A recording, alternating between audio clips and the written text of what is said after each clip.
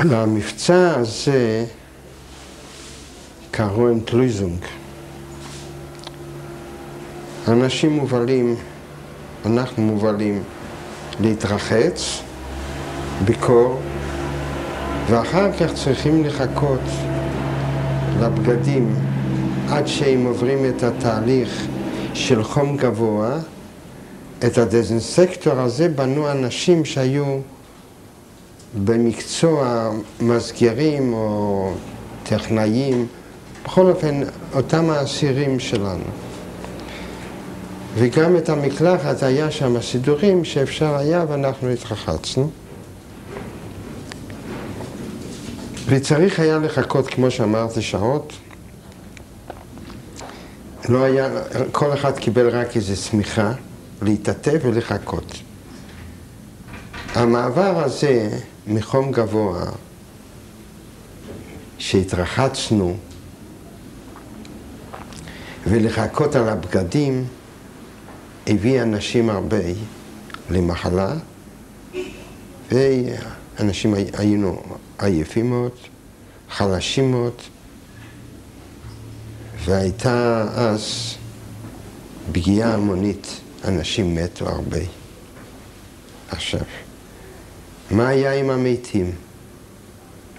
מתחת למפעל, במרתף, היה תנור ענק שהיה משמש חימום בזמן החורף לכל הבית חרושת כשהוא עבד. הגרמנים ניצלו את התנור הזה לשרוף את המתים, שהם היו הרבה. האחראי למבצע הזה היה דרפקין. הוא והבנים שלו, היה משפחת דרפקין. הבנים הגיעו ארצה, אני פגשתי אותם. הם היו שורפים את המתים, וגם על יד זה מבשלים את האוכל. למה שהם לקחו מהמטבח, או תפוחי אדמה, או דברים אחרים, או שהביאו. בכל אופן, היה להם ג'וב שהם ניצלו את זה. אנשים התמעטו. בסוף העבירו אותנו לבלוק 5, למה שבלוק 3 כבר היה ריק. היינו יוצאים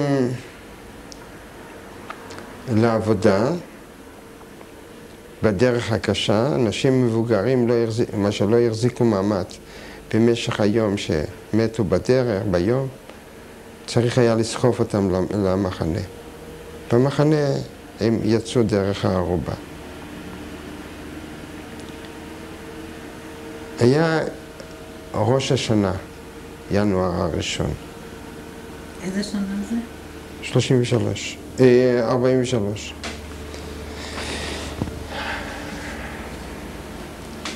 הגרמנים, פניקר, שנאבל, ממחנה אחר, הגרמני ששכחת את שמו קודם היה רונדה, הוא היה סניטטר, הוא היה אחראי לבריאות של המחנה. אם נזכרת את השם שלו, אז רונדה היה כל יום מבקר בבית חולים, זאת אומרת, כביכול הבית חולים שלנו, איפה שהיו אנשי הטיפוס.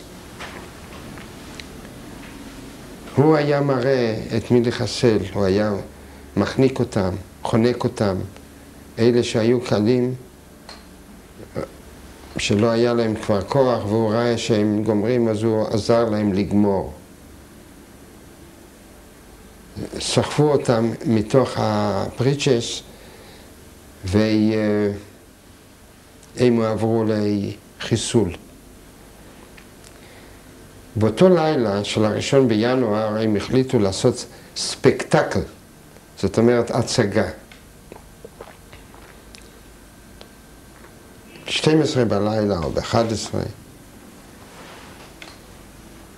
מתקיים הפל. כל בלוק צריך לעמוד במקומו ברביעיות. אני לא סיפרתי, אבל זה יכלול גם את זה, איך היו הפלים. כולם עמדו ברביעיות, ופניקר היה אומר, מיצן אוף ומיצן אפ. זאת אומרת, ללבוש כובעים ולהוריד כובעים. אבל זה צריך היה להיות מאומן. מיצן אוף ומיצן אפ. וזה צריך היה לתת מכה עם הכובע, וזה צריך היה להיות במכה אחת כולם. היו מאות אנשים. והוא היה אומר, יכבול כן משינגבר, אין שוס. זאת אומרת, ירייה אחת, ולא מכונת ירייה. ואתם לא עוזבים את המקום עד שלא תעשו את זה כמו שאני רוצה. ואז על במה עולה רונדה, פניקר, שטיבה ושנבל. וכולם מתחרים בנו מי ייתן פקודה יותר יפה.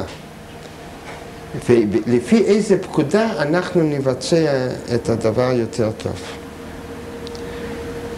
זאת הפעם בלילה מוציאים גם את החולים שמרגישים לא טוב ולא יכולים לעמוד, משכיבים אותם.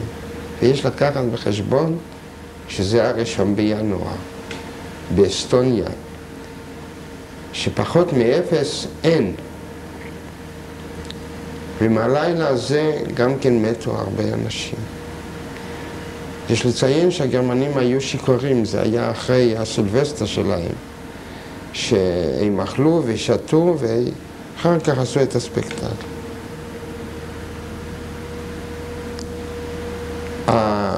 הפלים האלה היו מתקיימים כל יום לפני שאנחנו יוצאים לעבודה, וכל יום שחוזרים לנו, למה שהספירה שלה אצלם, עד שהם לא גמרו את החולים והכל, הם לא נתנו לנו מנוחה.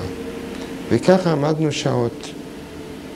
בגלל זה מתו כל כך הרבה אנשים.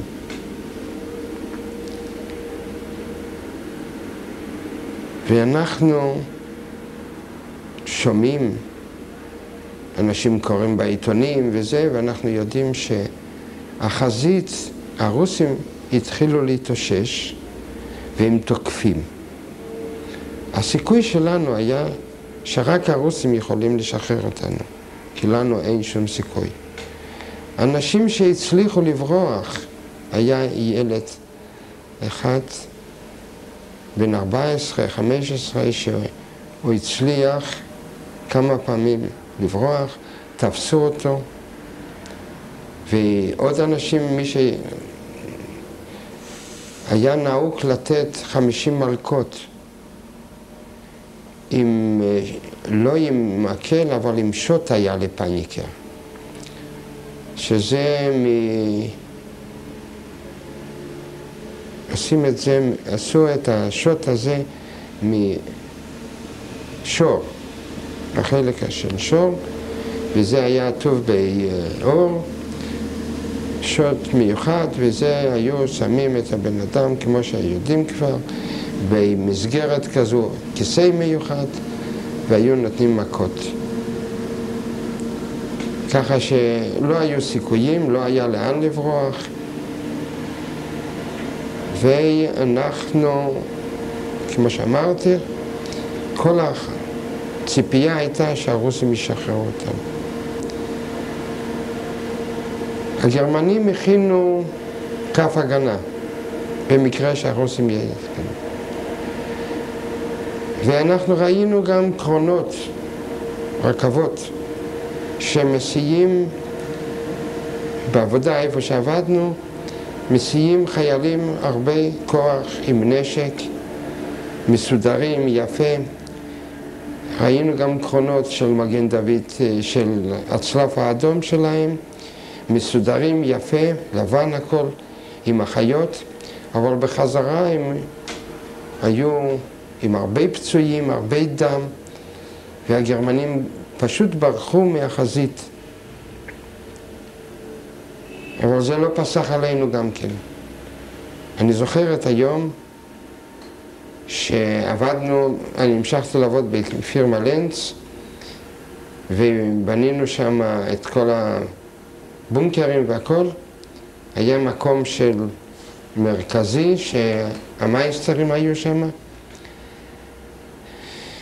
ויודיעו שאנחנו חוזרים למחנה, יש נסיגה ולוקחים אותנו, הגרמנים לוקחים אותנו בחזרה.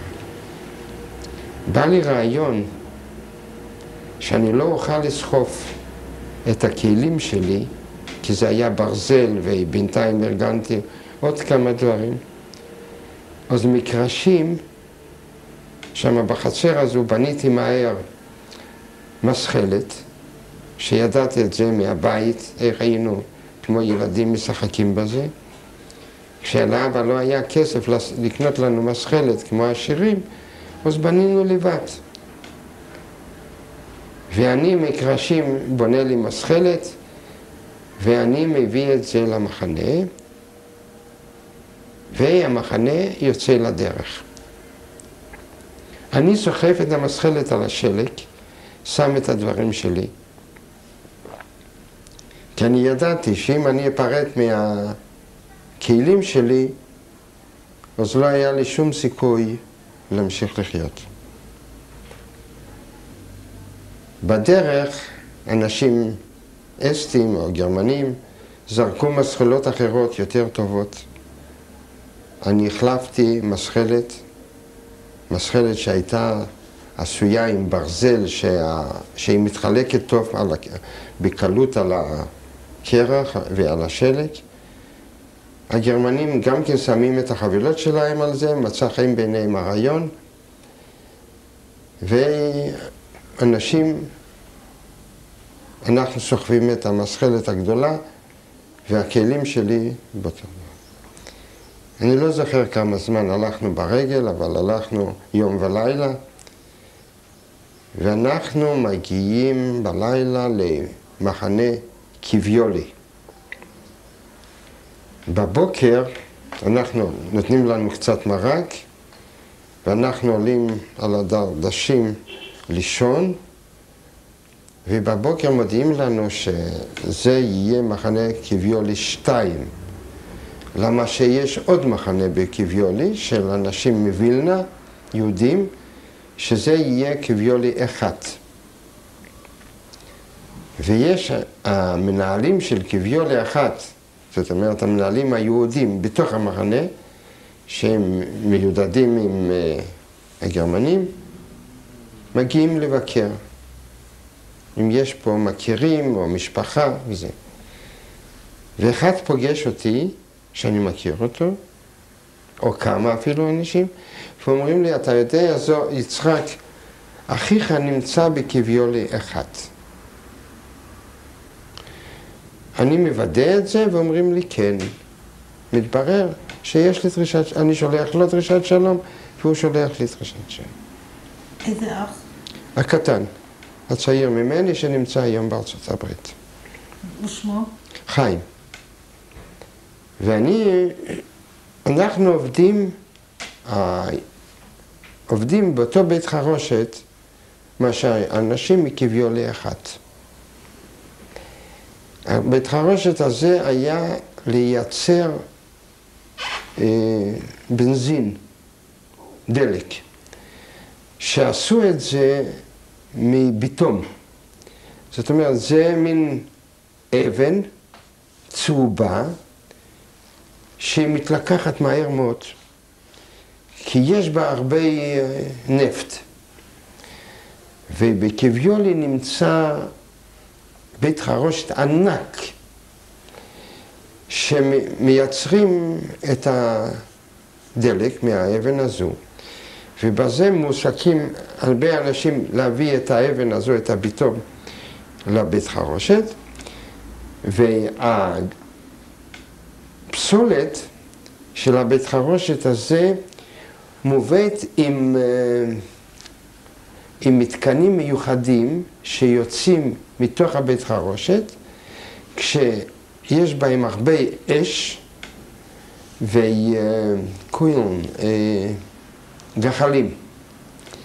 וזה מגיע למגדל ענק של קילומטר, ושם יש סידור כזה שזה מתהפך, הווגונטקות האלה מתהפכות ומוריקות את הגחלים, וזה כל פעם, ההר הזה גודל.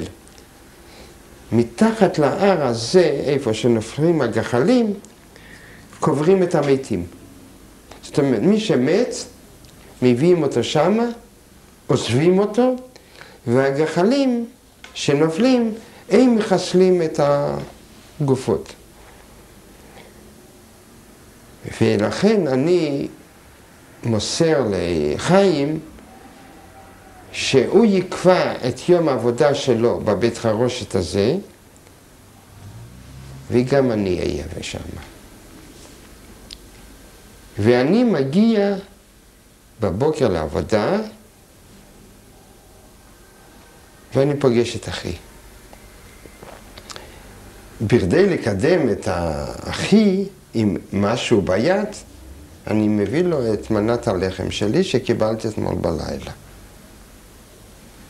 אני מוכרח לציין שזו הייתה התרגשות, שני אחים נפגשים, גם הוא הביא לי את מנת הלחם שלו.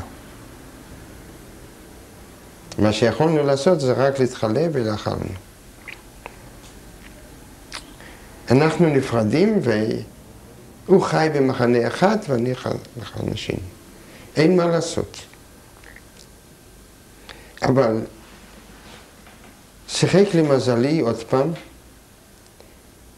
שבלילה אני הייתי עובד בסנדלרות. המפקד המחנה היה ויריקה. הסגן שלו היה רוטנפירר. רוטנפירר זה דרגה, אבל אנחנו לא קראנו לו בשם, אבל קראנו לו רוטנפירר. וכשהם שניהם היו במחנה, היה לנו הרבה צרות. כל אחד רצה להראות מי שיותר חזק. מי מענה יותר. למשל, היו עושים אפלים ביום ראשון, אחרי עבודה. צריך היה להוכיח שבבגדים שלנו אין אבק. אז כל אחד נתנו לנו זמן לנקות את הבגדים. אז דפקנו ועשינו, אבל אנחנו עבדנו בבטון, שזה ספק הרבה אבק. ואחר כך הייתה ביקורת של הרוטנפירר ושל ויריקה. והם הכתיבו לנו מכות רצח. למה שאנחנו מלוכלכים? וככה חיינו, ואני בערב אבל הייתי לוקח לאיזושהי פינה ועובד בסנדלרות. פתאום בלילה מופיע ויריקה, מפקד המחנה. ידעתי שפה אני אקבל מכות. הוא נכנס, מפה מדליק אור, ומפה דופק בלילה, לא נותן לישון. אז אני אומר לו, לחברים שלי נקראו הנעליים, והם יחפים. ולי יש קצת כלים, אז אני מתקן להם את הנעליים. ובמקום מכות, הוא שואל אצלי, האם אני סנדלר? אז אני אומר לו, כן, אני סנדלר מקצועי. אבא שלי היה סנדלר. אז הוא אומר, גם אני בעל מקצוע, אני נפח. ויש לו כבוד לאנשי מקצוע.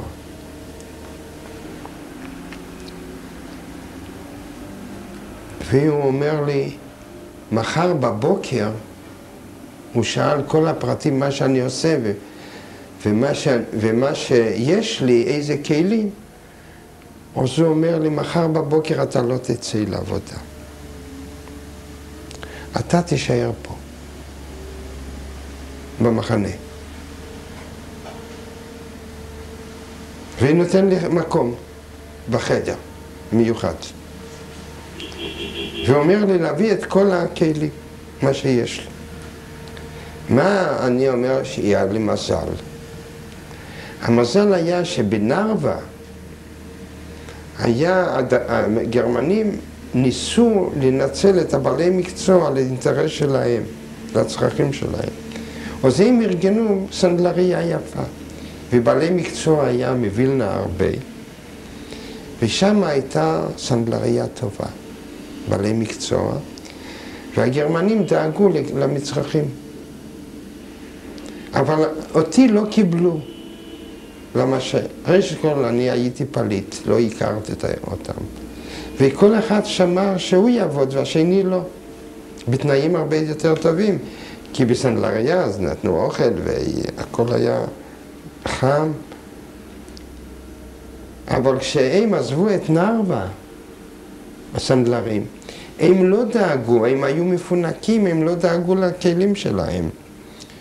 כי הם ידעו שמפקד המחנה פניקר, הוא כבר יעביר את כל הדברים למקום אחר.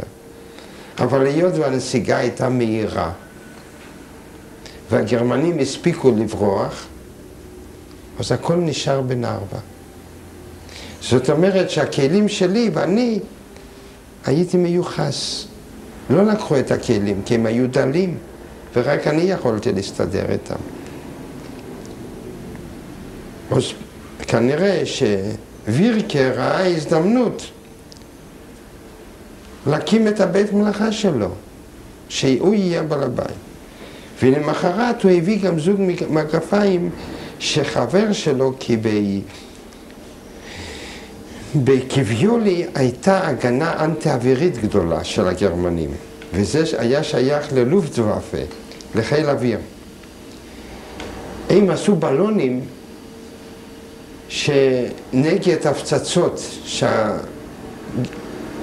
שהאווירונים לא יסתבכו, שיסתבכו ויפלו. אז זו הייתה הגנה אנטי-אווירית, וגם היו שם עושים עשן שלא יראו איך להפציץ את המחנה, את המפעל של הבנזין. אז הוא הביא לי מגפיים של חבר אחד שהיה בחיל אוויר, אני תיקנתי אותם, וכבר בלילה הוא בא והביא לי אוכל. וכמובן, אוכל, זאת אומרת, אני זוכר, זה היה סנדוויצ'ים עם חמה וגבינה צהובה. כולם קינו בי, אני אכלתי עם החבר שלי, וככה נשארתי לעבוד בזה, ונהייתי בן אדם חשוב, סנדלר המחנה. הוא הביא לי הרבה עבודה, עשיתי לו נרתיק לאקדח שלו, וזה. אמרתי לווירקה, יש לי בקשה אליך. מה אתה רוצה? הוא אומר, אמרתי לו, אני רוצה שתביא את אחי אליי. אני לא רוצה ללכת אליו, כי כולם רצו לעבור לקביולי אחת, כי שם התנאים היו יותר טובים. אז היו הרבה שרצו ללכת שם, אז הוא אומר, תחליף, כי רצו להתאחד המשפחות. בצהריים הוא הביא לי את אחי. ומאז היינו יחד. קשרתי את גורלי שוב, ממנו שמעתי מה שקרה בבית אחרי שהוציאו אותי. התחילו הצהרות, התחיל הרעב. אותו תפסו שבועיים אחר כך, כי חיסול הגטו לקח חודש. והוא נדד גם כן לאסטוניה. תפסו אותו, הוא היה ילד התנאים שלו היו קשים, ואני התחלתי לדאוג לו, כשהוא חוזר מעבודה, שיהיה לו עבודה יותר טובה. אני הייתי מיוחס, היה לי קשר עם מפקד המחנה, ודאגתי לו כל יום שהוא יצא בבוקר, שיהיה לו מה לאכול, והיה בא אליי לחדר, לבית מלאכה, והיה חוזר אליי, והיינו ישנים יחד. הוא גם סיפר לך על גורל ההורים? כן. הוא אמר שאת ההורים לקחו והובלו לפונר. הוא סיפר לי איפה אבא התחבא ואיך מצאו אותו. שם היה פינה אצלנו בבית, שם היה ראי גדול. אז הוא ישב מתחת לראי. את אמא לא לקחו. אבל זה עבד טוב, כל זמן שחיפשו, עד שיום אחד בא מישהו והסתכל שם וראה את אבא. אמא הלכה איתו יחד, זה הוא סיפר לי. היא רצתה להיות איתו יחד. וכך הובלו לפונר, את הזקנים לקחו לפונר, את הצעירים הוציאו לאסטוניה, למחנות הריכוז. זה היה גורלם. ואנחנו היינו בקביול 2, ויחסית כבר היה, יחסית למצב, היה לי יותר קל עם אחי. יום אחד היה אפל, ובא פניקר, זה שהיה בנער והמפקד, ולקח חלק מהאנשים. הוא אומר, אתם תלכו איתי. אני הייתי ביניהם, עם אחי. והובילו אותנו ברגל למקום נידח אזורי, על שפת הים, איך קוראים לזה? מפרץ אפיני בים הבלטי. היה מקום יפה, זה כבר היה אביב. אביב 43? 4 כבר. אני חושב ככה. ואנחנו יוצאים לאזורי ברגל. אני סוחף את כל הדברים שלי עם חיים. זה מקום יפה. הכל ירוק. לא רחוק מהים, בסלעים, על יד הים. יש 2 צריפים שמאכלסים אותנו, גם כן דרגשים והכל. מקום, צריף אחד בשביל החיילים. שוב, אותו מקרה, גדתייל, הכל כמו במחנה ריכוז. העבודה שלנו, אחד הדברים הקשים היה שם היתושים שאכלו אותנו. היינו עושים עשן בכדי לגרש אותם. אבל יחסית, שם דאגו שלא יהיו קינים. היה איזה סקטור קטן בנו. היינו הולכים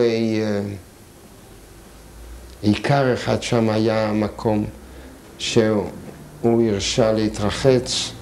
היינו מתרחצים כל שבוע, או כמה, או שבועיים. עבדנו במחצבה, שהובילה את האבנים הסלעים היו על שפת הים עד המחצבה, ושם היה מחצבה שהיו חוצפים את האבנים ולוקחים את החצץ לכבישים. וזה עבדתי, גם אחי. במחנה היה קוורסקי אחד יהודי, שהיה לו גישה לגרמנים, אבל הוא היה טפר, אמר שהוא גם סנדלר, אבל הוא לא הסתדר מבחינה מקצועית, אז הוא הזדקק אליי. ואני עבדתי בסנדלרות, ושוב מצבי השתפר. שוב המקצוע הציל אותי.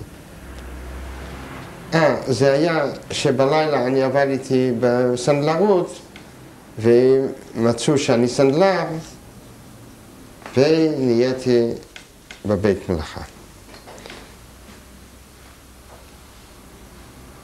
היה קיץ יפה, היה פניקר, והיה סגנו, הסניטטר, היה הג'ירפה. בחור אחד גבוה עם צוואר ארוך, אנחנו קראנו לו הג'ירפה. הוא היה שקט מאוד, בחור נהדר. הוא אף פעם לא נגע בבן אדם. גם פניקר היה במחנה הזה יותר שקט. הוא התעסק עם אנשים, והיה שקט. עבדנו, מי שמת, מת, אבל המצב ביחס לנרווה ולקיביולי היה הרבה יותר טוב. יש לציין שפניקר גם דאג לאוכל, מהסביבה, מהעיקרים. אבל החזית שוב התקרבה. פתאום הביאו את כל האנשים באמצע היום לאפל, למחנה, באמצע היום. הגיע דוקטור בורמן, שהוא היה מפקד המחנות שבסביבה. כל אסטוניה הייתה מלאה עם מחנות ריכוז. אנחנו היינו אחד ממחנות ריכוז, והוא בא, היה אפל, הוא עבר בין השורות והצביע זה, גם עליי. לא ידענו מה זה. אחר כך נאמר לנו שאנחנו עוזבים את המחנה.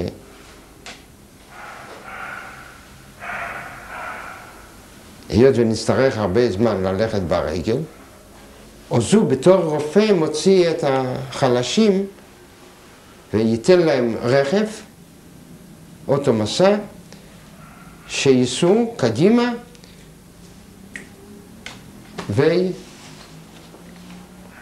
שכחת לנו?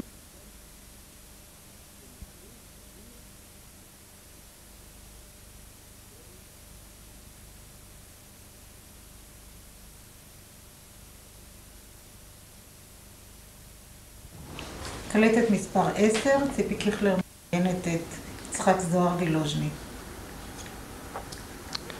כן, תמשיך. בורמן מוציא 10%. אנחנו לא ידענו מה יהיה. יש כבר התרגשות במחנה שמשהו לא מריח. ואנשים מתחילים להתחלף, לדאוג. יש כאלה שרוצים לנסוע, יש כאלה שלא רוצים לנסוע. אבל אין מה לשנות, ויש אחד שאומר שהוא רוצה להישאר עם האח שלו, לנסוע עם האוטו, והוא רוצה שאני אתחלף להיות עם האח שלי. אנחנו מתחלפים, ואני נשאר במחנה. בא היום, מביאים אותנו בחזרה גם כן מהעבודה, ומוצאים את 10% לפי הרשימה. מביאים אוטו, מעלים את כולם את 10% על הנסיעה, והאוטו מסתלק. אחרי כמה שעות, האוטו חוזר, כולו עם דם. פניקר חוזר כשהבגדים כולם עם דם. אנחנו יודעים את זה כשאלה, הבנות שעובדות אצל הגרמני הזה, אצל פניקר, מספרים שהם ניקו את הבגדים מדם, ובמכונית יש סימנים של דם, זאת אומרת ששם היה מאבק.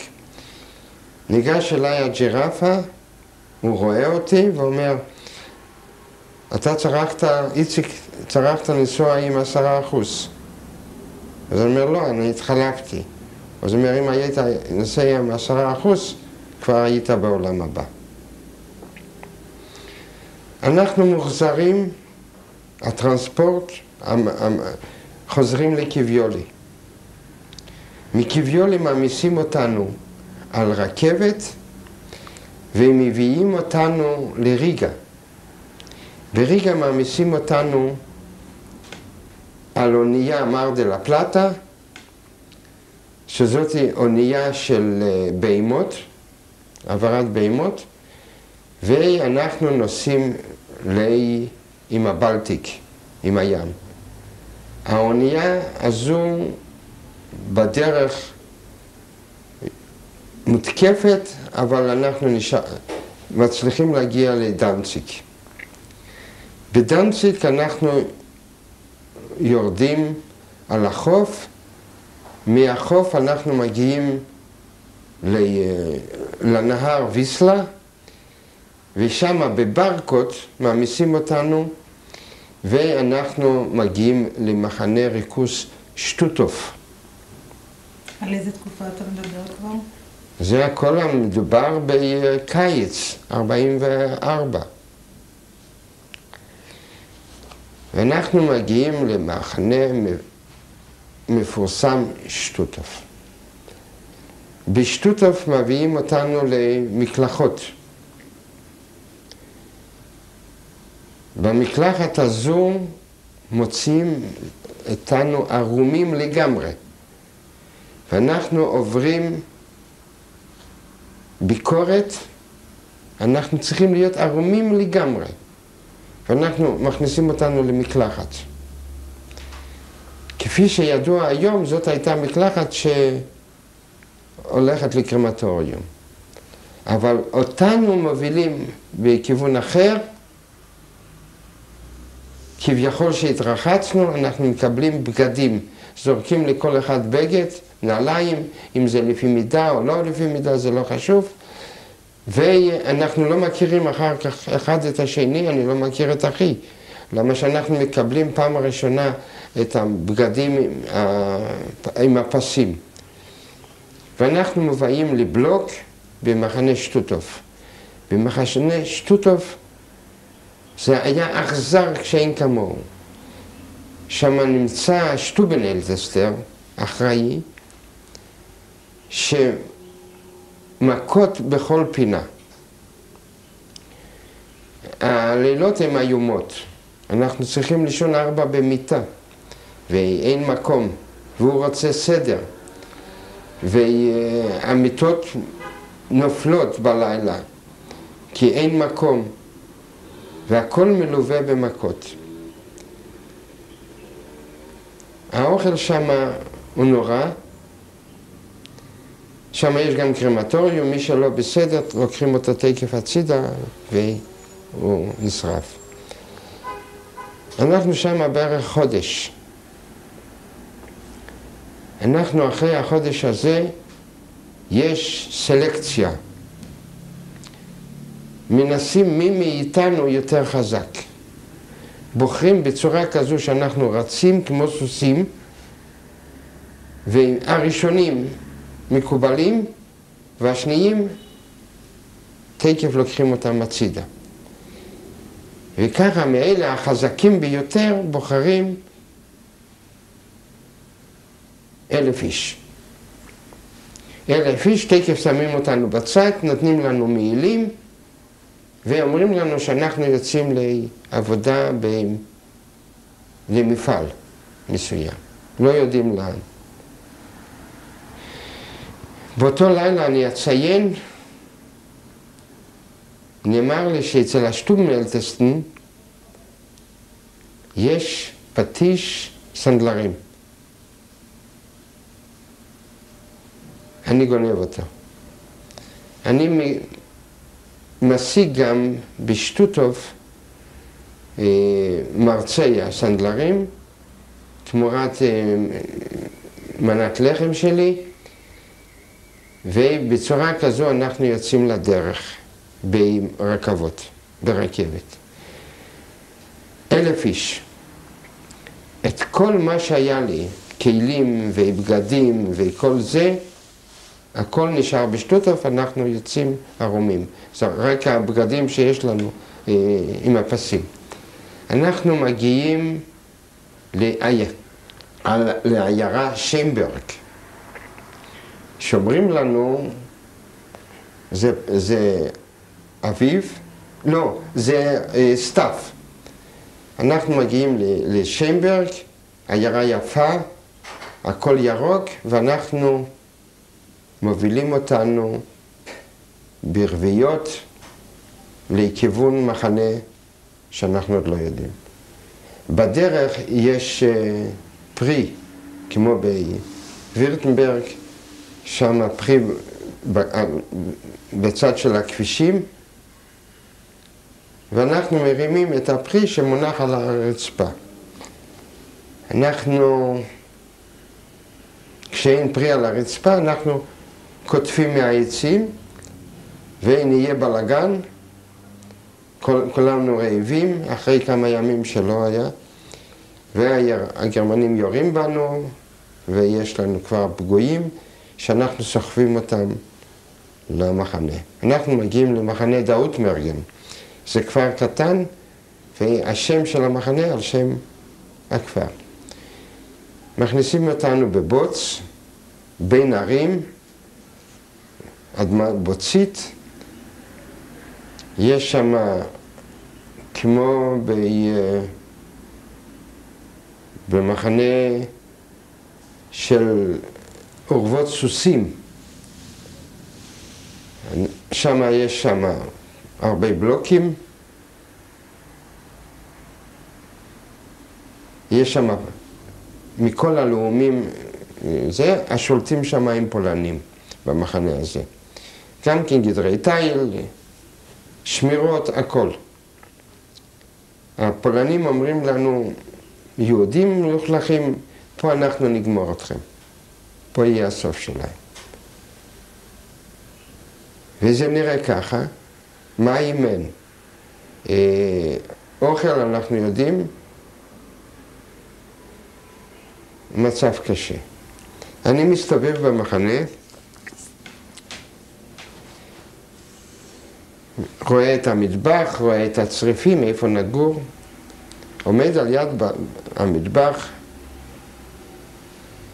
בחור אחד, פולני, גבר חזק, ושומר על המטבח עם מקל ביד, ויש שם רמה של תפוחי אדמה, ואני מסתכל ככה. הוא אומר לי בפולנית, תסתלק מפה יהודי. אני לא יודע איך, אבל בא לי מחשבה שאני מכיר את הגוי הזה. ואני נזכר שזה סטחולסקי מאוסטרולנקה. הוא אומר, אם לא תסתלק, אני אחטיף לך פעם אחת עם המקל. אני אומר לו, אני חושב שאתה לא תעשה את זה, כי אני מכיר אותך ואתה מכיר אותי. אתה וצק. אז הוא אומר, תסתלק יותר מהר, אל תביא אותי לידי כך שאני רוצה. הוא אומר, אני לא רוצה ממך שום דבר, אני רק שואל אם אתה באמת וצק, אם אני שפוי, או שאיבדתי את המחשבה שלי. אז הוא מוריד את המקל ושואל אצלי, מי אתה? אמרתי, כמו שאני מכיר אותך, אתה מכיר אותי, אתה היית אצלנו בבית, היית בא אלינו והיית בלילה האחרון כשעזבנו את אוסטרולנקה, שגירשו אותנו, אתה קנית זוג מגפיים אצל אבא שלי, ושילמת בשבילם 50 זלוטי, והמספר שלך הוא 45. אז הוא שואל אצלי אם אתה הבן של ארצ'י. אמרתי, בדיוק ככה, אתה זוכר אותי. אז הוא אומר, תראה, אתה אל תעמוד פה עכשיו. אתה לך, איפה אתה גר? אז אמרתי לו, אצל בולק, בבלוק 2, שם אני אומר, תלך, אני אבוא אליך בלילה. בלילה אני שכחתי מזה, קוראים לי, ואומרים לי שמישהו מחכה לך. אני יוצא, הוא עומד עם כת, אוכל. הוא אומר, תיקח את זה, זה כת של 4 ליטר, ומחר אתה תחזיר לי את הכת, אני אביא לך כל לילה אוכל. וככה הוא עשה, הפולני הזה. הכת הזה הציל אותי, לא רק אותי, גם את אחי. ואני מתארגן שוב לדאוג למכשירי סנדלרות, כלי עבודה. פטיש היה לי, מרצה היה לי, ואני מארגן לי. ושוב, כמו שהוא אמר, חוזר אותו סיפור. מפקד המחנה היה, הסגן שלו היה קרוט פולני אחד, פולקסדויטש, ידוע לשמצה, באפלים הוא הולך עד כאן עם מגפי גומי, ואנחנו עומדים שם בשעות ארוכות עד שיוצאים ועד שסופרים. אנחנו עובדים, שוב מקימים מפעל ליצירת בנזין מביטון כחול שאין לו, יש לו אחוז קטן מאוד של בנזין, אבל אין להם ברירה והם מקימים מפעל. ואנחנו עובדים בתנאים מאוד קשים בנערים של וירטנברג, וגשמים זה סתיו, אדמה בוצית, לעבור מבלוק אחד לשני זה קשה מאוד, הכל בבוץ, אנשים נופלים בתוך הבוץ ולא מגיעים למרפאה או זה, אי אפשר לעבור הכל, אין מים, שוב יש הרבה, המון קינים ורעב, אנשים נופלים כל יום. ואני מתארגן ויושב בלילה, מתקן נעליים ומגיע קרוט. ואותו סיפור, קרוט מתחיל לישון ולהתעניין, ואני יודע שאני אכתוב פה מכות, אבל במקום זה, למחר הוא מחפש אותי, הוא קובע מחר בצהריים הוא יבוא, והוא לוקח אותי ומכניס אותי לצריף, והוא אומר ככה, אם תצליח לארגן פה, בחדר הזה, סנדלריה, יש לך סיכוי להישאר בחיים. הוא דיבר די פשוט. גלוי. ואם לא תארגן, אבל אצלי אתה לא מבקש שום דבר. ואז אני אומר לו, אני לא אבקש, אני צריך כל יום 10 ליטר זופ, מרק. הוא אומר, את זה תקבל. ואני עם המרק הזה מארגן אצל כל מיני חברים שמביאים לי מכל מיני עבודות, כלים ודברים, ומה שאני עושה, אוסף את כל הנעליים של המתים, ומגיעים גם נעלי עץ, מזה אני מוציא מסמרים, רוחץ את כל הנעליים, ומהנעליים האלה אני מפרק ועושה, יש לי חומר. ואני מתארגן, מארגן את הסנדלריה ובונה נעליים גם בשביל קרוט וגם בשביל כל הזמנות שהוא מבקש, אני עושה לו. הוא דואג לי גם למכונה אצל החייטים, ואנחנו תופרים גם עליונים מהנעליים הישנות, וכל מה שהוא רוצה אני עושה לו. ואחי חיים, כמובן, כל הזמן הוא נמצא איתי. ואני דואג לו שיהיה לו כל מה שהוא צריך. אני מארגן את הסנדלריה, לוקח עוד יהודי אחד לעבודה, ולוקח, ושם יש גוי אחד שהוא גם עובד איתי, ואני אחראי לסנדלריה. עשיתי פעם שטות שהראיתי לגרמני אחר את העבודה שאני עושה בשביל קרוט, תמורת זה חטפתי הרבה מכות. למה שאסור להורות למישהו אחר החישוב שלי היה, של הגרמני השני היה אחראי על המטבח. אבל היות והוא סיפר לו, אז קיבלתי מכות. היה שם טבח אחר, ריטר אחד, שאצלו עשיתי לו עבודה וקיבלתי כל טוב. בזה יכולתי לעזור לחברים.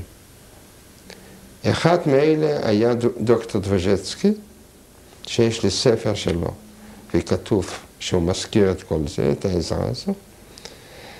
יש פה, היו חברים בודדים שנפגשנו מהמחתרת מווילנה, גם להם עזרתי, כי היה לי אפשרויות, ולייב קידיסטל כותב על זה בזיכרונות חייו, זה יש לי בכתב. אני נועל נעליים, יהודים היו מקופחים מאוד במחנה הזה, וזה עשה קרוט, המפקד. אז אני מביא להם נעליים בלילה וחוזר יחף. את הנעליים האלה הם מוכרים בתמורת אוכל. יש גם דוקטור, כל מיני אנשים שאני מנצל לעזור להם במצבי זה. גם במחנה זה... תזכיר שוב את שמות, שם המחנה. דאוטמרגן. גם במחנה זה הגרמנים מחליטים לעשות סוף לקינים, וכנראה שהשיטה הזו עובדת בהרבה מחנות, כנראה שזה בא מגבוה, השיטה הזו, ועושים את האנטלויזונג, חיטוי, והם מבצעים את זה, וגם כן באותה שיטה, וזה בחורף, ומתים הרבה מאוד אנשים. בסופו, זה בסך הכל היה איזה 6 חודשים, 100,000 איש האלה שהגענו, כולם בריאים וחזקים, נשארו איזה 100 ומשהו בסך הכל. וזה לא היה הרג, זה אנשים נפלו פשוט מזה. לפני הסוף, ואנחנו יודעים, שומעים שהמלחמה מתקרבת לסופה, שלוחצים, הרוסים מתקדמים מצד אחד, ובנות הברית מתקרבים מצד שני, מביאים למחנה קצינים רוסים, ומביאים למחנה גם פסטורים, גלוחים, יש יודעת מה זה? כמורה. כמרים. כמרים בקפוטות שלהם, מחליפים להם בגדים, את כל זה אני יודע, למה שאני הסתובבתי בתוך המחנה, והייתי אדון המחנה, עם פריבילגיות. ויום אחד יש אפל, מחזירים את כל האנשים הביתה, למחנה, ויש בלוקשפר, זאת אומרת, עוצר. כולם יושבים בבלוקים, ולבתי מלאכה מביאים את הקצינים הרוסים וגם את הכמרים. וסוגרים להם את הידיים אחורה עם ברזלים. ובונים במחנה תלייה. ואחר כך מוציאים את האנשים מהבלוקים, מסביב לתלייה, ובתלייה הזו מביאים את אחד פולני זומבק, שהוא תפסו אותו גונב מהמטבח צורכי אוכל. ותולים אותו. ומסבירים שאם לא יהיה סדר במחנה, לכולם מחכה סוף כזה. וזאת היא רק דוגמה. ורצה הגורל שהחבל לא היה בסדר והוא נפל. מביאים אותו לבית חולים, והוא חוזר לעצמו. אז בא המפקד שהוא אחראי שמה, וירה בו. ברנדווין. אחר כך הביאו את הקצינים ואת הכמרים בשורה 10 איש, ושם היה מין ירידה כזו, מאחוריהם, זה כבר היה ערב, מאחוריהם העמידו כיתת יורים, כל אחד לראש שלו, וירו בהם לפי פקודה של הופמן, שבא אלינו ממחנה אושוויץ. הוא היה מפקד אחר כך שלנו, והוא נתן את הפקודה קלטבלוטיג רואיק פויר. והם ירו, אנשים נפלו, הביאו עוד כיתה, וירו גם באלה. מהמוח אנשים אכלו אחר כך שלהם, שהתפוצץ, כי ירו להם ישר בראש. וזה כבר היה לקראת הסוף. מה שהיה עוד, ופה אני אזכיר שוב את רובקי דונדס, שהוא היום חי בצ'יקגו, הוא חזן. אותו ילד? אותו ילד. אני הייתי איתו בקשרים כל הזמן. דאגתי לו, למה שכמו שהוא עזר לי בזמן שהוא היה במצב טוב, בנרווה, אחר כך מצבו לא שיחק לו. אז הוא בא אליי, ובדאוטמרגן מצבי היה טוב, יחסית. אז אני נתתי לו לאכול ודאגתי לו. יום אחד הוא בא, הוא חולה. אבל דוקטור קוטולסקי, הפולני, לא נתן לו אישור להישאר במחנה. ויצא שהוא צריך היה ללכת לעבודה, למרות שהיה לו איזה 40 חום. אז אני הסתרתי אותו אצלי, שזה היה אסור מאוד,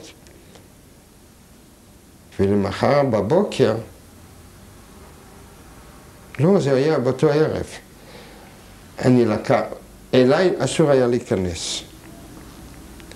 אבל הוא נכנס, ואני קיבלתי אותו. הלכתי איתו לדוקטור פריט, זה שבארץ היה בדונולו, רופא לב. נדמה לי שהוא עוד ישנו. הייתי אצלו כמה פעמים. וביקשתי מדוקטור פריט, שהוא היה בשונungsבלוק. זאת אומרת, אלה שהיו כבר לפני המוות, לפני הסוף, שלא יכלו לעבוד, אז היו עד שגמרו. אז הלכתי אליו, הוא היה אחראי שמה, ואמרתי לו שימדוד לרובקי דונדס לילד את החום. והתברר שיש לו חום, הרבה. לקחתי את אותו רובקי והלכתי איתו ללאגר קאפו, לקאפו הרביר של בית חולים, שהוא היה אחראי. אני הייתי איתו בקשרים טובים, למה שעשיתי לו נעליים, מגפיים. ואמרתי לו, תראה, הוא לקח את הילד, הלך לדוקטור קוטולסקי, כי הוא צריך היה לחתום. ואמר לו, איך אתה שולח ילד כזה לעבודה? והוא התחיל לצעוק עליו. אז הוא חתם לו, והוא נשאר כמה ימים אצלי בזה. ובהזדמנות זו הכרתי אותו עם הטבח הראשי, שהוא היה צרפתי, שהוא היה אחראי למטבח. והיות ורובקי דונדס ידע טוב לשיר, והוא שר לו שירים בצרפתית, אז הוא עבד במטבח, וככה הוא נשאר בחיים. יום אחד בא אח שלי חיים מעבודה, והיה לו שלשול. ושלשול במחנה זה היה התראה שאחרי כמה ימים הסוף שלו. והוא אומר לי שיש לו כבר שלשול וכנראה שזה הסוף. אמרתי לעצמי לא. אני לא אסכים לזה, אני אעשה הכל. למה שאם יש לי סיכוי להישאר בחיים, גם חיים צריך להישאר. אחרת לא אסלח לעצמי אף פעם. הלכתי לקרות. ואמרתי לקרות שאני צריך עוד סנדלר אחד שיש לה הרבה עבודה. אז קורט אמר שהוא יביא לי סנדלר פולני. ראיתי שלא הצלחתי, אמרתי לו, שמע, פה מדובר על אחי. ולאותו קורט, האכזר הזה, סיפרתי את האמת. והוא הסכים שחיים יעבוד אצלי. הוא לא ידע לעבוד, אבל הוא היה אצלי, שתה תה הרבה ואכל תפוחי אדמה שרופים, וכנראה שכל זה עברי.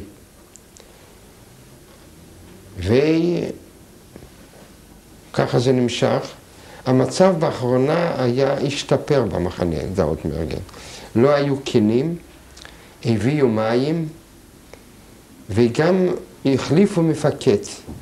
אופמן כבר לא היה, בא מפקד של חיל אוויר. והוא שיפר את המצב. הוא עשה גם מדרכות שלא הלכנו בבוץ.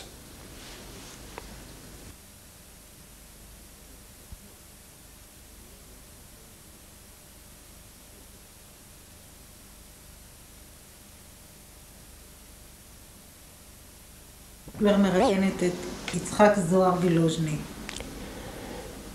הימים האחרונים של דאות כן. מארגן. התקרבו הימים האחרונים,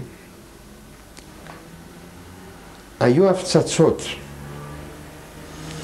בסביבה. האמריקאים כל הזמן טסו מעל המחנה וממעל המפעל שעבדתי לפני שהייתי סנדלר.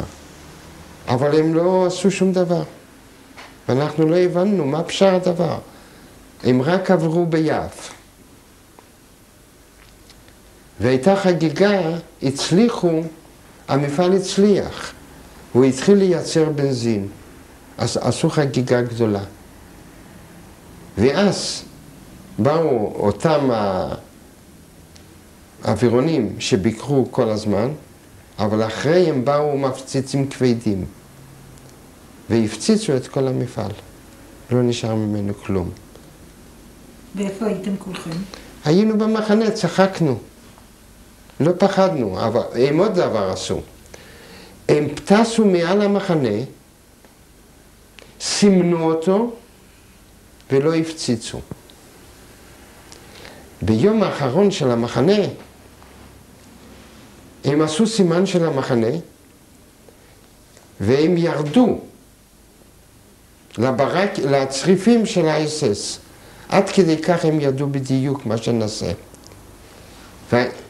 והגרמנים התחבאו בתעלות, כי היה אזעקה. אז הם נהרגו בתוך התעלות. אלה שהצליחו להישאר בחיים, תקף לקחו את כולם, את כולנו, ויצאנו לדרך.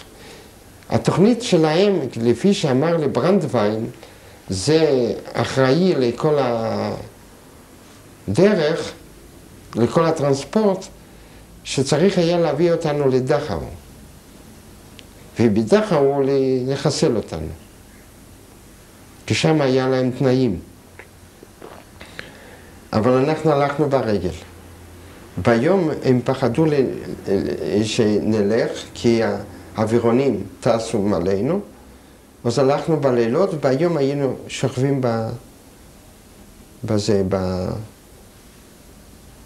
ביערות, שלא יראו אותנו. מה התאריך? התאריך היה, זה כבר היה אפריל, 45.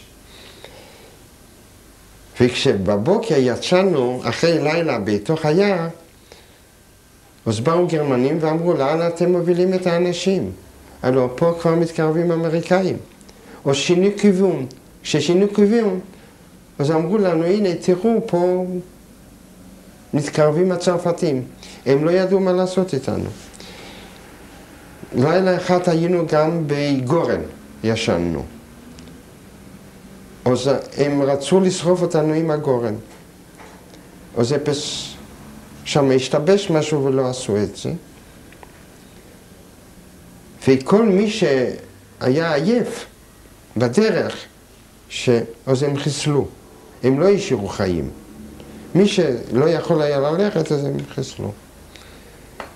ואנחנו המשכנו ללכת כל יום, כמה ימים, והמצב של חיים היה קשה. הוא לא יכול היה, ראיתי שהוא לא מחזיק ממד. ועברנו את העיירה סיגמרינגן. הבלגן כבר היה גדול, ואני לא יודע אם האנשים, השומרים שלנו, כבר לא הגיבו, או שהם לא ראו. אבל ראיתי דיר, רפת כזו, על יד הבית, כמו שהיה נהוג בגרמניה, והדלת הייתה פתוחה, אז אני סחפתי את אחי חיים, כי ראיתי אחרת יהרגו אותו. ואני לא רציתי, כמובן, אז נכנסנו לתוך המחסן הזה, עלינו מתחת לגג של הבית, והתחבאנו שם בחציר, היה שם. אני לא זוכר כמה היינו שם, או יום, או כמה. התחבאנו ושמענו הרבה יריות. ופתאום דרך האשנבים ראינו שצבא של בנות הברית, זה היה של דה גול, צרפתים, כבשו את העיירה. אנחנו ירדנו, הגרמנים שאלו, למה לא נכנסתם הביתה? אנשים טובים, היינו מכבים אתכם, היינו עוזרים לכם, למה צריכתם להיות למעלה? הצרפתים קיבלו אותנו יפה. זכינו לחופש, אבל אז ראינו שאנחנו בודדים, אין אף אחד. למחרת פגשנו את האנשים שהיו מהמחנה שלנו. הגרמנים כבר תכננו הכניסו אותם לגיא ורצו להשמיד אותם. אבל גם כן באו קצינים גרמנים ואמרו, מה אתם הולכים לעשות? מסביב כבר כולם בנות הברית, איך אתם הולכים לעשות דבר כזה שווין הרי? אז הם זרקו את הבגדים של הצבא, ולכל אחד היה בגדים ציביליים, והם ברחו. חלק מהם נתפסו, מהשומרים, ועשו בהם שמות, הרגו אותם. אנחנו התארגנו יחד להיות, היינו זמן, ועברנו לעיר יותר גדולה ברגנס, שזה לא רחוק, זה הגבול בין גרמניה לאוסטריה. ברגנס זה עיר אוסטרית. ושם היינו. מהצבא הצרפתי היה רב אחד. והוא סיפר לנו שיש יהודים באיטליה. והוא סיפר לנו גם שיש ניצולים מאנשי אבא קובנר, שהם היו פרטיזנים. אבל הם נמצאים על יד מילאנו. בעיירה, על יד מילאנו שם היה הבריגדה העברית, טרוויזו. החלטתי, הייתי עם חיים, והייתי עם לייבקה דיסטל ועוד כמה בחורים. למעשה אנחנו היינו אלה שנשארנו בבטליון השני. יותר לא נשארנו. בן כמה היית אז? ב-45, 23. ואחיך צעיר ממך? 5 שנים פחות. החלטנו שאנחנו נוסעים לאיטליה, לפגוש את החבר'ה שלנו. איך הסתדרתם? בגדים, אוכל, מה? הגרמנים נתנו לנו, העירייה נתנה לנו זה, הצרפתים נתנו לנו אוכל, יחד עם הצבא הצרפתי. היה מקום מיוחד שאפשר היה לבוא כל יום וקיבלנו גם מנות. הם התייחסו אלינו מאוד יפה, לניצולים. והתארגנו, נתנו לנו חבילות אמריקאיות, קיבלנו אוכל. נסעתי עם לייבקה דיסטל, השארנו את האחים, לייבקה היה עם אח צעיר וגם אני, ונסענו לאיטליה, הגענו עם הרכבות, אז היו נוסעים הביתה, זה שבויים, חזרו וזה, ואנחנו אמרנו שאנחנו פליטים וזה, הגענו למילאנו ומצאנו את החבר'ה. פגשתי אז את אשתו של אבא קובנר. אם שכחתי קודם את השם, זה היה ויטקה קמפנר.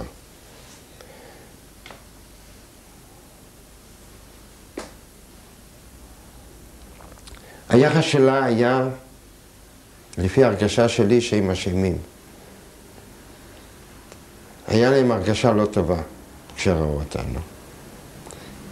והם בלי כל פקפוק, למרות שהיינו במחנות ריכוז, הציעו לנו, לי וללייבקה, להצטרף למחתרת שרוצים לנקום בגרמנים. מבלי לשאול הרבה, כמובן שתקף הסכמתי. כי השאיפה היחידה שלנו הייתה לנקום. שנית, כשאני חושב היום, לא היה לנו מה להפסיד. לא משפחה, לא בית, לא הורים. לחיים שלנו גם לא היה ערך גדול. בודדים, יכולתי להחליט מה שרוצה. לא אחים, לא שום דבר. אמרתי, אין בעיה. ברצון אני מסתכל. בקשתי היחידה הייתה שחיים ייסע ארצה. ואז היה קשה לעלות ארצה. זה הובטח לי, וזה קוים. וחיים עלה ארצה. אני נשארתי במחתרת. הדרך הראשונה הייתה לנסוע, אני מדלג פה על כל מיני דברים שלא חשובים, אבל אנחנו נוסעים עם החבר'ה, נוסעים לבלגיה, למה שבבלגיה עומדת הבריגדה היהודית. אחר כך נודע לנו שהבריגדה עוזרת לנו הרבה, לא כולם, אבל אנשי הפלמ"ח היו מעורבים בכל התוכניות של אבא קובנר. ואבא קובנר נסע ארצה בכדי להסביר מה המטרה שלנו ולקבל עזרה. על זה כתוב הרבה בספרים ואני לא רוצה לחזור על זה. אבל אני מתמסר לעבודה הזו. וכשעברנו את פריז בדרך לבלגיה, אני הרגשתי שסשקה זלוצקי עושה שימוש לא טוב בכסף של הקופה. ואני מדווח על זה למפקד האחראי לפעולה, פאשה, קראו לו בשם פסאודוניום. היום הוא יצחק דוידוב. הוא נמצא בארץ. ואני אומר לו שלפי שאני מכיר את העניינים הכספיים מהגטו והחלפה ושוק שחור, זה לא נראה לי מה שהוא עושה. והוא נותן לי פקודה לבדוק את העניין בשוק השחור, ואני מצא שזה לא בסדר. ואז הוא מטיל אליי את התפקיד של כסף. ואנחנו במשך הזמן כשמגיעים לבלגיה מתחילים להחליף, למה שצריך בכל הארץ כסף אחר. ואני נכנס לעניינים ואחר כך רואים שההפרש בין גרמניה ובין בלגיה בשוק הכספים הוא ענק, עצום. ואני מציע לו לנצל את זה, שאפשר להרוויח הרבה כסף, אבל בשביל זה צריך לנסוע בתור חייל מהבריגדה, שאין ביקורת בגבולות. ואז אנחנו מקבלים בגדי צבא אנגלים, ואנחנו הולכים עם הסמל של הבריגדה ועם ניירות והכל, ואני מתחיל לעבוד על הקטע בין מינכן לבין בריסל. עליי לציין שבטרוויזו ובמילאנו מצאנו לא רק את ויטקה קמפנר, אבל את כל אלה שנשארו מהפרטיזנים מווילנה. ואז מתחילה להתערער הבעיה של וילנה. אני גם פגש שם את זאת שהצילה את אחי, שהייתה חברה שלי מקיבוץ שפרינצה שוורץ. ושם כבר מתחילים לדבר על מה שהיה. אבל אני אמשיך בנוקמים, התוכנית היא, גם על זה כתוב, אני לא אדבר על זה, התוכנית א', ב' וג', המטרה היא להשמיט ערים שלמים בגרמניה, על ידי רעל, אם שמעת.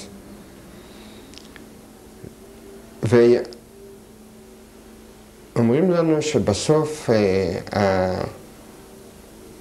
ההגנה, הפלמ"ח לא מרשה לבצע הרג המוני, והם מסתפקים בזה שמותר לנו להשמיט מחנה שבויים של אס-אס.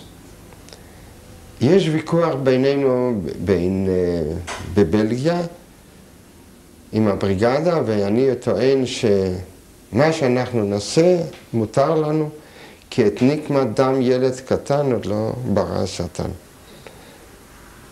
ומי שקם עלינו צריך להשמיד אותו אם אפשר. אבל יש פקודה, לפי שאומרים לנו, שהפלמ"ח יחסל אותנו אם לא נעמוד בעמדה הזו. אבל אני בשלי, אני עושה כסף. ואני מארגן, בגרמניה כדאי לקנות זהב. למכור אותו בבלגיה ולקנות דולרים. אם אנחנו מוכרים את הזהב מגרמניה, וקונים דולרים בזה, וחוזרים לגרמניה, אנחנו מרוויחים 100%. עד כדי כך. רק הדרך מסוכנת, וצריך לנסוע בתור זה. ואני כל שבוע כמעט עושה את הדרך, ואנחנו מארגנים גם עוד חבר'ה שמתלבשים, מלבישים אותם וזה, ואנחנו מרוויחים המון כסף.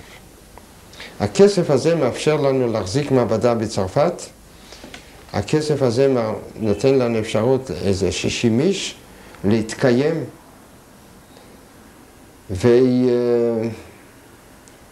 ובכדי שלא יראו ושלא ינצלו את זה, השוק השחור, אני מסדר סידור במינכן, חבר'ה קונים שם את הזהב מבלי שיראו אותי, ופה מוכרים את זה, אני מכיר את הבנקים, אני נכנס ואני מרוויח הרבה כסף. אני לא ידעתי מה אני עושה, אני רק ידעתי שאני מרוויח כסף ואני מוסר את זה. יום אחד אשתו של פאשה דרשת ממני חשבון, היא רוצה שאני ארשום מה עשיתי על זה, אז אני אומר לה, תראי, את כל הניהול הזה אני לא יודע. אני יודע להרוויח כסף. אני לוקח 15 ומביא לך 25 או 30, אני חושב שזה מספיק. אם את חושבת שמישהו אחר יעשה את זה יותר טוב, תמסרי לו. העיקר, אנחנו ממשיכים ככה לעשות. מה הייתה מטרת הכסף? הכסף היה בשביל להתקיים. אם את שואלת לי מה מטרת הכסף, אז אני אגיד לך שבאתי ארצה, ואני מכיר עד היום את אותו מפקד, דוידוב היום, ואנחנו ביחסים טובים, אומר לי, הבן, אני לא סיפרת הרבה לילדים, כי קשה לילדים, אין לי הדיבור השוטף מה שעכשיו, בילדים אני מתרגש מאוד, אבל קצת הם ידעו ממני, והאבא שלי אומר, אבא זה יפה, הבן שלי אומר, הבכור, ארלה, אומר, אבא שלי הכל יפה וטוב, אבל הייתי פעם רוצה לראות את המפקד שלך. כי יש דברים שלא מתקבלים כל כך, אני קובע פגישה בקיצור, ואנחנו, אשתי והבן נוסעים לדוידוב, לפאשה, יש לי הקלטה, הבן עשה הקלטה, ופאשה אומר, אבא שלך לא יודע מה שהוא עושה. אבא שלך החזיק את כל החבר'ה, כי אנחנו היינו ממש רעבים ללחם. מה שקיבלנו מהארץ ומה שהיה לנו במקום, רצינו לשדות את הסוכנות. חשבנו לשדות איזה בנק, אבל כל זה לא היה מעשי. ואבא שלך הביא את הכסף. אני גמרתי כשאני הגעתי ארצה, אני קופץ, אז מסרתי... באיזה תאריך עלית לארץ? בארץ עליתי שהייתה השבת השחורה בחודש התשיעי ב-46. בדיוק. איך שהגעתי ארצה זה גם כן סיפור, אבל ההקלטה הזו ישנה ושעשיתי. עכשיו, דעתי על מה שנעשה לא נעשה נכון. היום גם כן כולם רוצים להיות גיבורים. כתבו על זה בספרים ולא כתבו נכון. אני קיבלתי גם מה שפורסם. אני דאגתי שיהיה לי העתק, כי אמרו שזה יתפרסם בעיתון גרמני, דויטשה צייטונג. אני קיבלתי את הדויטשה צייטונג והסיכום שם הוא אחר. בסיכומים שלנו, זאת אומרת של המחתרת, היה שאנחנו הרגנו 2,000 אס-אס, בסך הכל נפצעו קצת כמה מהרעלה בלחם. אני לא רוצה לדבר על זה, למה? שזה לא הכל צריך להוציא החוצה. אני חושב שזו הייתה פשלה גדולה, לא נעשה. אני רואה את עצמי מבחינה מוסרית, שעשיתי הכל מה שהוטל עליי. הוצע לי אחר כך לחזור עוד פעם לאירופה ולנסות לנקום. אני לא הצטרפתי, כי אני חשבתי שאיבדנו את הזמן היקר. אם לעשות, צריך היה לעשות הזמן, כל זמן שהיה בלגן באירופה. ואז היה מותר לעשות הכל, כי היינו בשוק. ולא הצטרפתי, ועובדה שזה נכשל עם הרבה הפסדים של אנשים. אתה הוזמנת להעיד כן, בגרמניה. אני חושב היום שהקו הזה שאנחנו רצינו היה מוצדק אז, אבל טוב שלא עשינו את זה, כי אנחנו לא רוצחים. אני חושב שבן גוריון צדק, שהוא יושב. ובזה אני מסכם על עניין הנוקמים. עכשיו אני רוצה לדבר מה שהיה במשפט. יש לי תאריך בעיתון, אבל זה היה לפני 20 שנה בערך, אני לא יודע. הופיע שתפסו את הגרמנים, הופמן,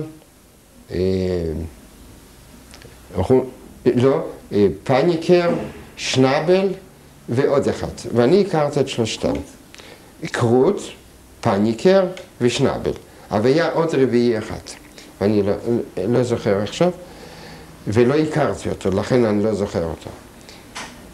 ואמרו לי, אני נתתי עדות פה במשטרה, נתתי גם עדות לפרידמן, העדות הייתה מרשימה, ואמרו שאני צריך לנסוע לגרמניה. אמרתי, אני מוכן לנסוע, אם אסתר, אשתי תלווה אותי. בתשובה, ראו את העדות, הסכימו. בקיצור, נסעתי לגרמניה, עדות קשה, לא פחות קשה מהעדות של היום, אבל אז נפגשתי עם קרוט.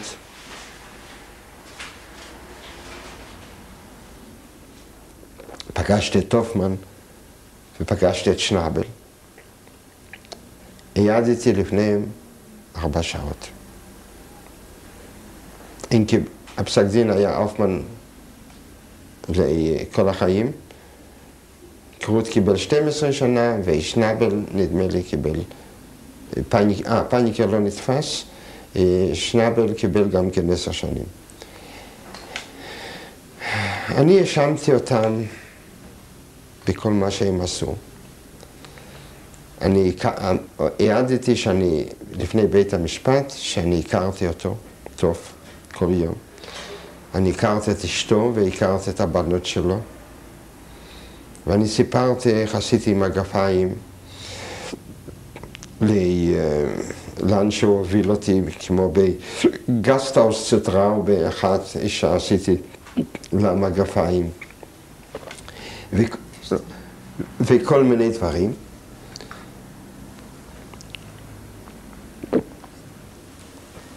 והוא הכחיש שהוא הכיר אותי.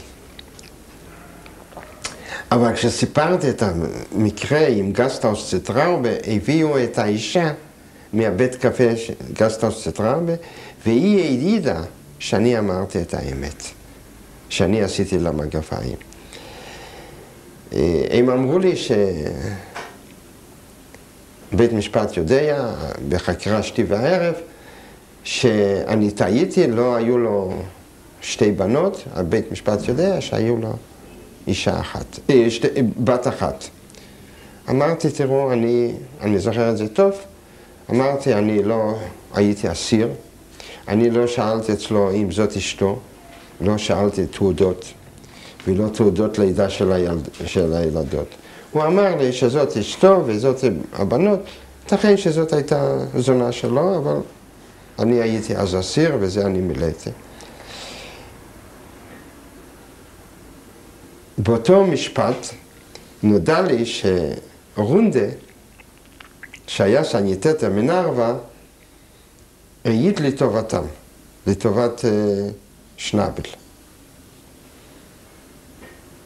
אני סיפרתי על רונדה, הזכרתי אותו מאותו ספקטקל, מה שעשו בנרווה, ואמרתי שהוא עשה הרבה דברים אחרים, אבל כאילו שאני לא יודע שהוא חי. הזמינו אותי לעדות, ובקיצור, הוא לא אספר את כל הדברים האלה, אבל אסרו אותו, בזכות זה שאני העדתי טוב, וסיפרתי את כל הסיפור עליו, וכל הפשעים מה שהוא עשה, הוא נתפס, וכשהוא ידע שהוא עומד לפני בית משפט וראה במה שמאשימים אותו, הוא תלה את עצמו בבית משפט בדיסלדורף. בזה נגמר גם הסיפור שלו. עכשיו, יום אחד... כן? מה את רוצה לשאול? תמשיך.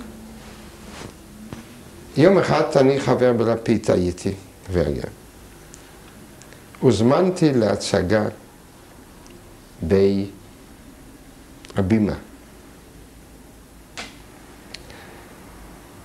הצגת גטו של סובול על נושא גטו וילנה, עניין ויטנברג. וכל העניינים בגטו. כמובן שנסעתי עם אשתי.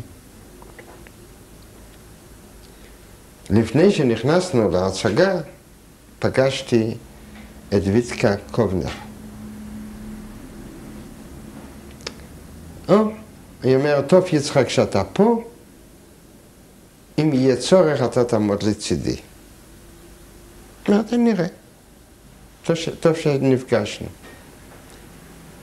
נכנסנו להצגה.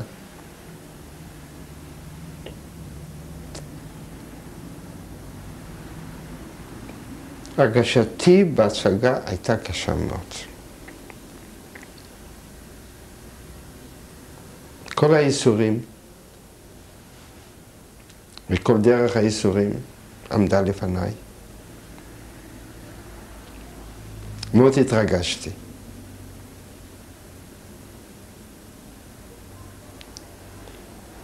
אני עברתי שוב את ההרגשה באיזה תנאים היינו.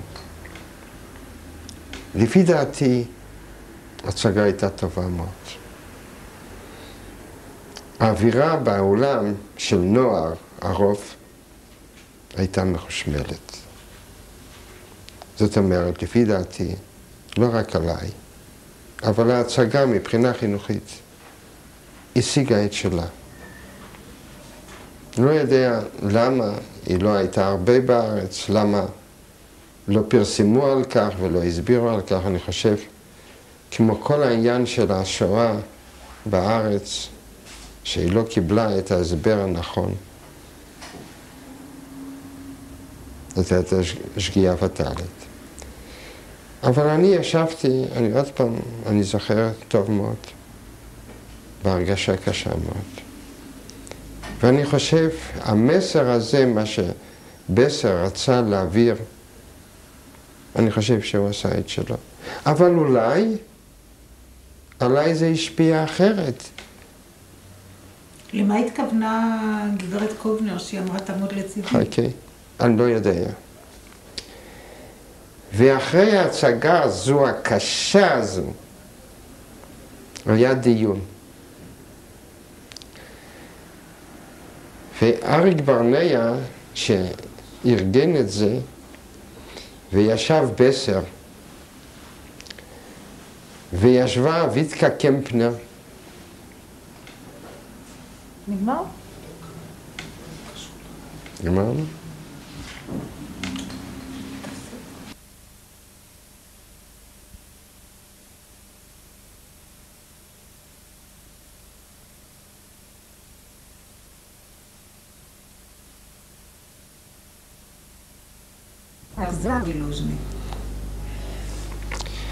ואז... מתי...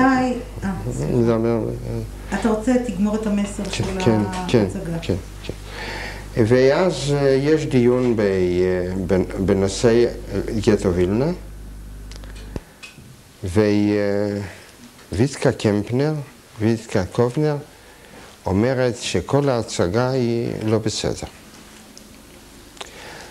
ואז באופן ספונטני אני קם,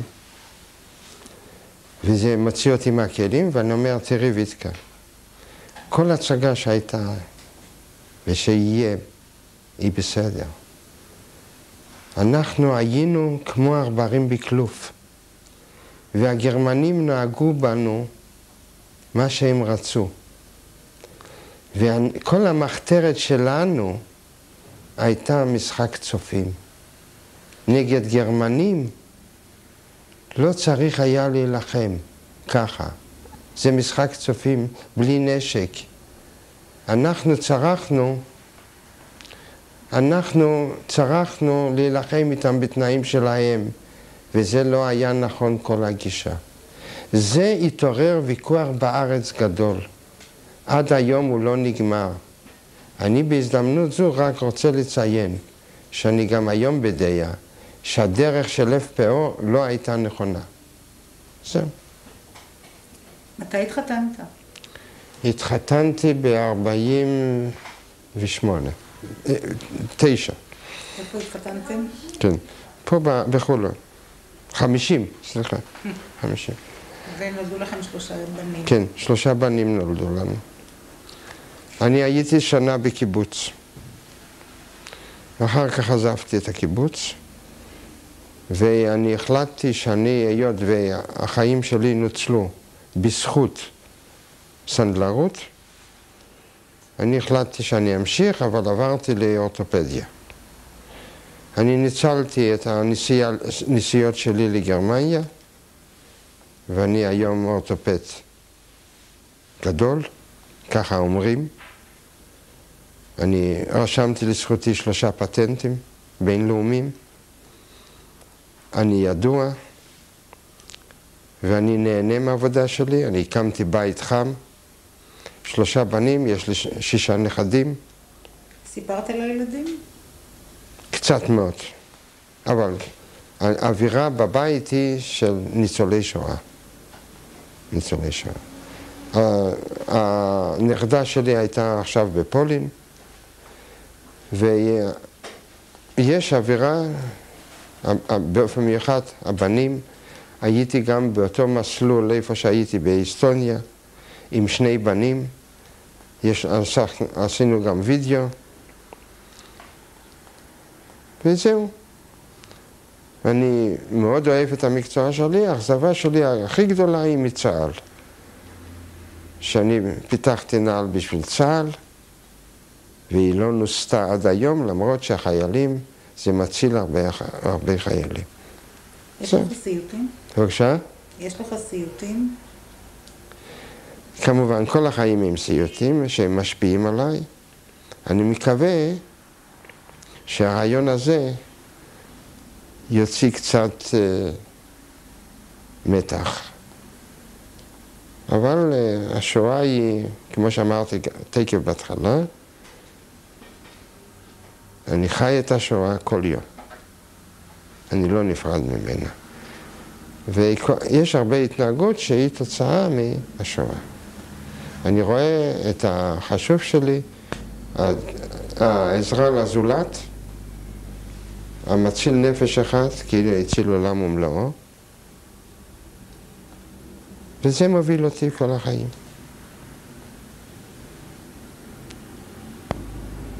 מה אתה רוצה להגיד לנכדים שלך? אני גאה בזה שכל המשפחה שלי היא בארץ. היו כל מיני ויכוחים, אבל אף אחד לא עזב. הבנים שלי הם אנשים ישרים, אנשי עבודה, כל אחד בעבודה שלו. זה הסיפוק שלי של החיים.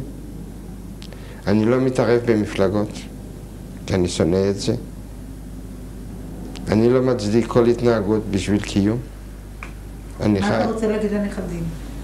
לנכדים שיאהבו את המולדת, שאין מקום אחר. אני הייתי כמה פעמים בפולין, עם אשתי, עם הילדים, ואני אומר להם שזה הבית שלנו, אין לנו אחר. אין לנו אחר. פה צריך לחיות. הייתי רוצה שהמדינה תפרח, שלא יהיה כל הבעיות מה שיש. אבל זה לא בכוחי. אני חושב שאני את שלי עשיתי יפה.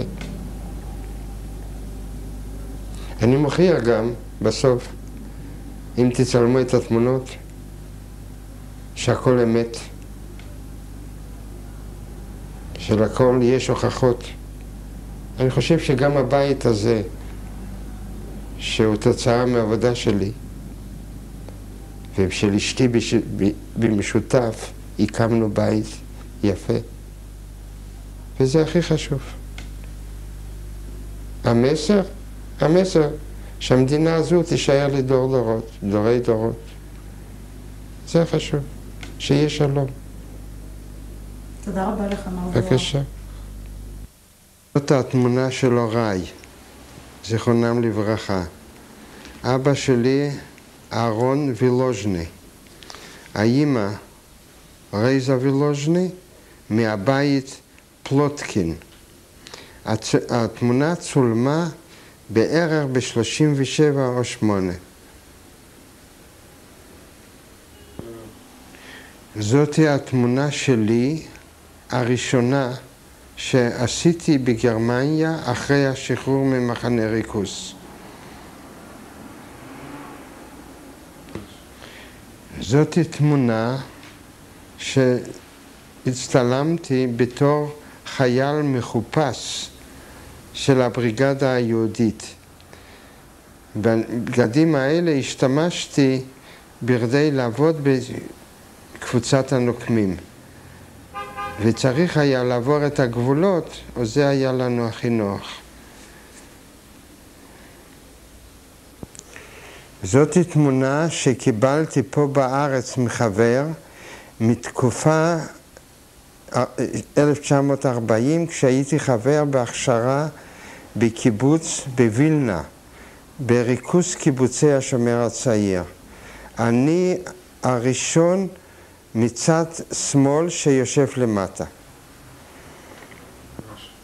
זאת תמונה מצה"ל, כשהייתי חייל בערי ירושלים במשלטים. שנה 51. זאת תמונה מבית הקברות של מחנה ריכוז דאוטמרגן. ביקרתי שם עם אשתי ושני בניי וכלתי ב-1978 בערך.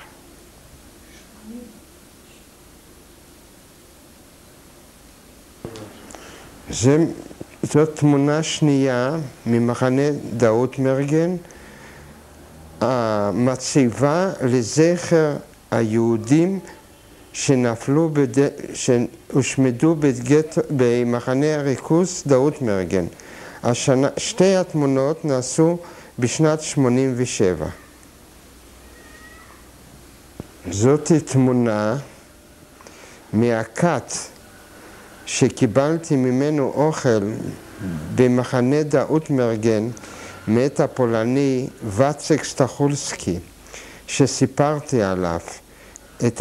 את התמונה הזו עשיתי במחנה אושוויץ בזמן שביקרנו שם בפולין בשנת 89. זאת תמונה מעיתון גרמני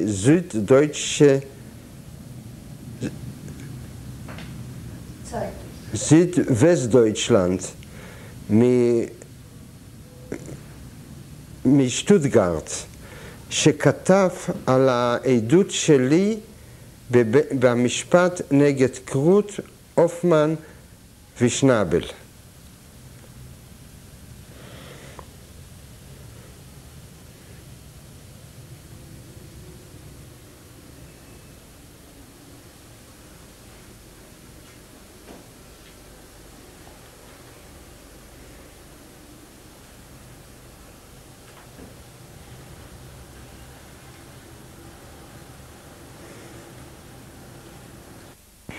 זהו בני הבכור, אהרון זוהר, בן ל4 ילדים.